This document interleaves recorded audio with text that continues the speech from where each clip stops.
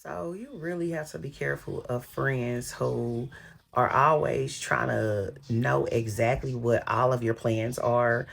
Meaning, for example, say like you are planning on starting a business, but this particular friend wants to know exactly like all of your timelines and exactly what you have planned and exactly when you plan to get whatever it is done that you plan on doing, or exactly when you plan on launching the business, or they want to know exactly what you're wearing for the night, or they want to know exactly what new car you're planning on buying, or they want to know all of your moves and exactly the dates and the times and when you plan to achieve these things, right? You got to be careful of so-called friends like this, because a lot of times when people are doing this, they're really trying to one up you. They're in low-key competition with you, and they want to try to sabotage whatever it is that you're doing by trying to beat you to the punch per se. And I don't like people like this. I've had friends like this, and when I discover and I see that in you, I don't want to be around you. In fact, I don't even want to deal with you.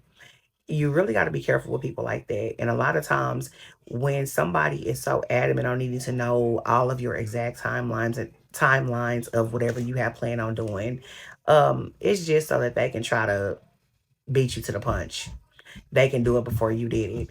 And so the best thing to do is keep your mouth closed, stay silent, make all your moves in silent.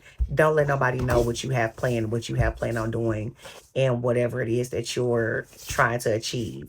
Because the last thing you need is somebody trying to beat you to the punch to do whatever it was that you just told them that you were working on or you were trying to do.